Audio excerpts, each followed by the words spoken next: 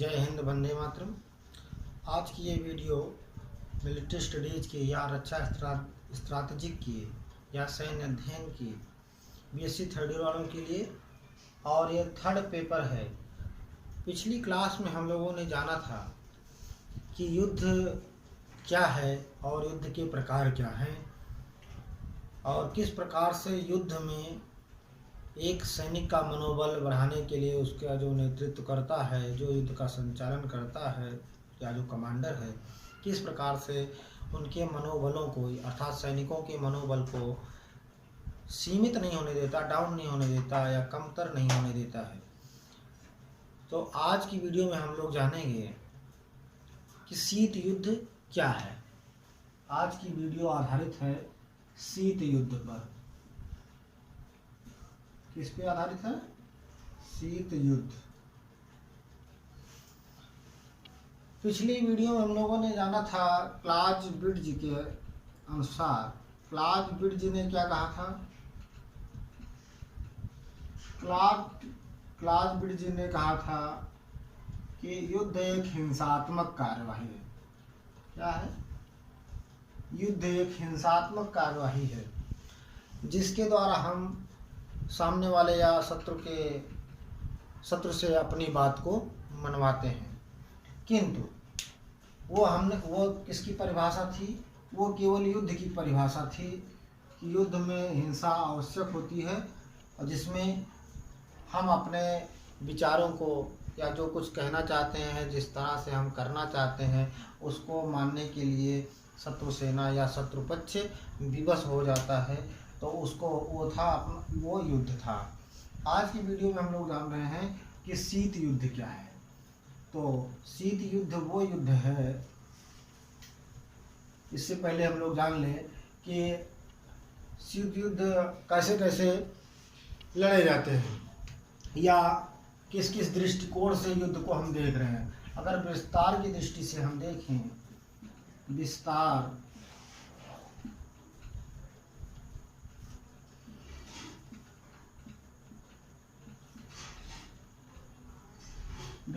की दृष्टि से अगर हम देखेंगे तो दो प्रकार के युद्ध होते हैं। कितने प्रकार के? दो प्रकार के। इसमें एक सीमित युद्ध हो जाएगा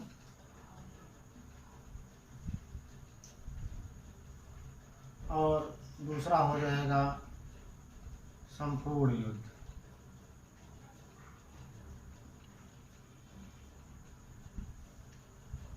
और यदि हम शस्त्रों की दृष्टिकोण से देखेंगे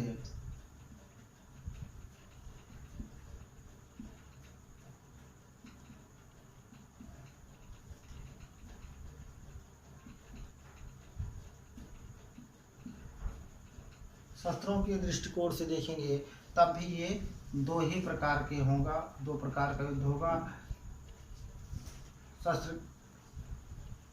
शस्त्रों के उस पर हम देखेंगे तब भी ये दो प्रकार का होगा, जिसमें एक पहला हो जाएगा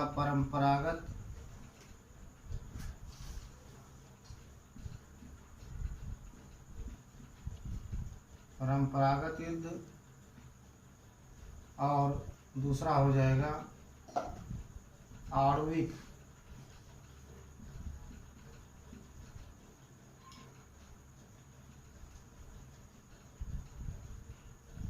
युद्ध।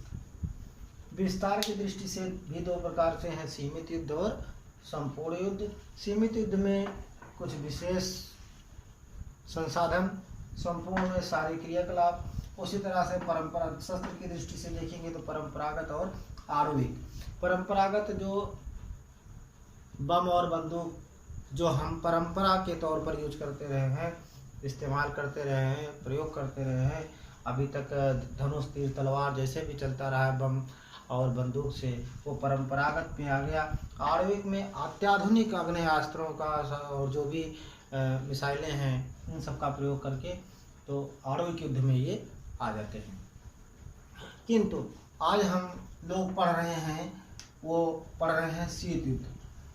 जब ये शस्त्र की दृष्टि से बम और बंदूक की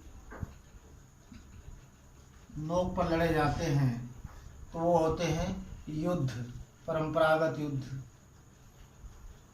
किंतु जब इसके उलट या यूं कहें कि क्लाउड ने कहा था कि युद्ध हिंसात्मक है, जिसमें हम शत्रु से अपनी बात को मनवाते हैं, तो इसमें क्या है, हिंसात्मक कार्रवाई नहीं होती। इसमें हिंसात्मक कार्रवाई सीधे तौर पर नहीं होती है, अर्थात वो जनहानि, धन हानि इसमें नहीं होती है। इसमें होती है तो इसके उलट क्या होती है, अपनी कूटनीति से, अपनी विचारधारा को, अपने इस युद्ध में हम क्या करते हैं कि मनोवैज्ञानिक साधनों का प्रयोग करते हैं। इसमें झूठ और अफवाह का सहारा लिया जाता है। इसमें शीत युद्ध में क्या करते हैं, झूठे प्रचार और अफवाहों के द्वारा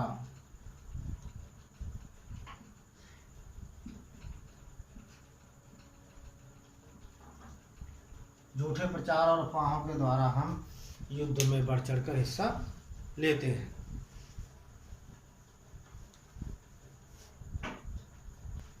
या हम यह कह सकते हैं कि जब बंदूक, बम और इस प्रकार के अस्त्रों के स्थान पर जब झूठे प्रचार और अफवाहों का प्रयोग करते हैं, तो इस प्रकार के युद्ध को शीत युद्ध कहते हैं।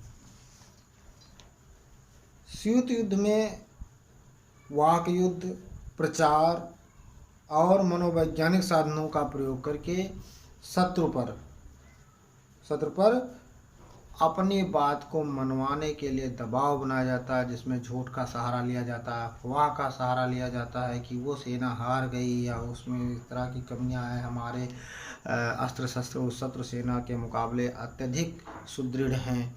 इस प्रकार का जब मिथ्या प्रचार, मिथ्या अफवाह फैला के कार्य किया जाता है, युद्ध किया जाता है परोक्ष रूप से, तो उसे कहते हैं शीत युद्ध। शीत युद्ध की परिभाषा तमाम मनोवैज्ञानिकों ने अपने अपने तरीके से दिया हुआ है।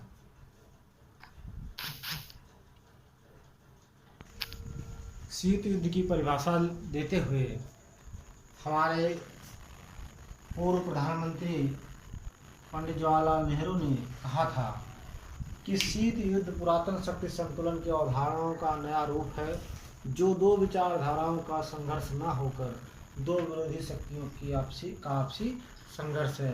अर्थात शीतकालीन युद्ध पुरातन शक्ति का संतुलन की अवधारणाओं का नया रूप है। अर्थात जो पुरातन शक्ति की अवधारणा थी, जिसमें एक व्यक्ति दूसरे व्यक्ति के सामने अपनी क्षमता के अनुसार शक्ति और साहस के साथ लड़ता था, वो अब शक्ति और साहस के अतिरिक्त दो विचारधाराओं का संघर्ष अब नहीं है, अब वो दो विरोधी शक्तियों का आपसी संघर्ष है।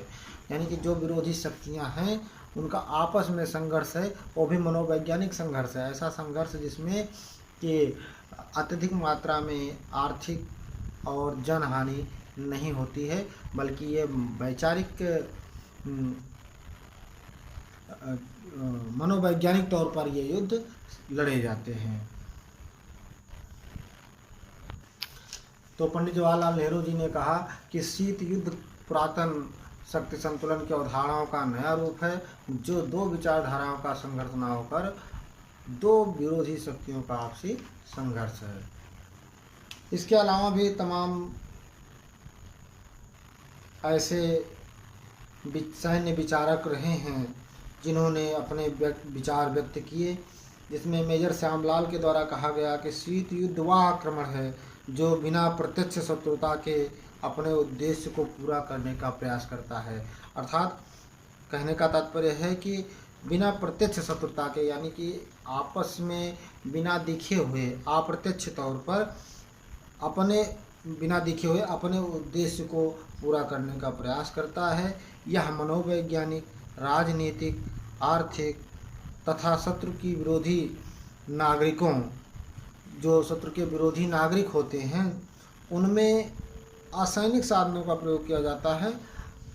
असैनिक साधन जैसे कि अफवाह हो गया और झूठ हो गया, इस तरह से असैनिक साधनों का प्रयोग किया जाता है, जिसका उद्देश्य होता है शत्रु की संग्रामिक क्षमता को छीड़ करना, यानी कि उसके अंदर की जो संग्राम करने की क्षमता है उसको कमज़ोर करना या कम करना, ताकि वह हिंसात्मक संघर्ष के प्रारंभ होने से पूर्व ही आत्मसमर्पण कर दे। अर्थात जो हिंसात्मक युद्ध है, संघर्ष है, उसके प्रारंभ होने से पहले ही वह देश या वो सैन्य शक्ति अपने आप ही क्या कर दे, आत्मसमर्पण कर दे। ये मेजर श्यामलाल के शब्द थे कि शीत युद्ध वह आक्रमण है जो बिना प्रत्यक्ष शत्रुता के अपने उद्देश्य को पूरा करने का प्रयास करता है, चाहे वो मनोवैज्ञानिक, राजनीतिक, आर्थिक तथा शत्रु के विरोधी नागरिक जैसे असैनिक साधनों का प्रयोग करता है।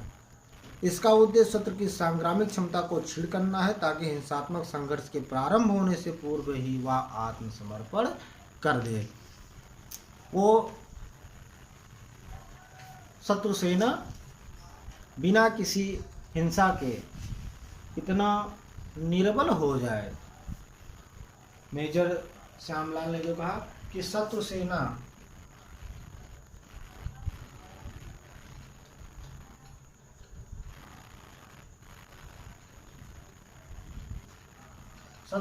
जो है वो इतनी कमज़ोर हो जाए, इतनी क्षीण हो जाए, इतनी शक्तिहीन हो जाए कि वो हिंसात्मक कार्रवाई या युद्ध किए बिना ही अपने आप को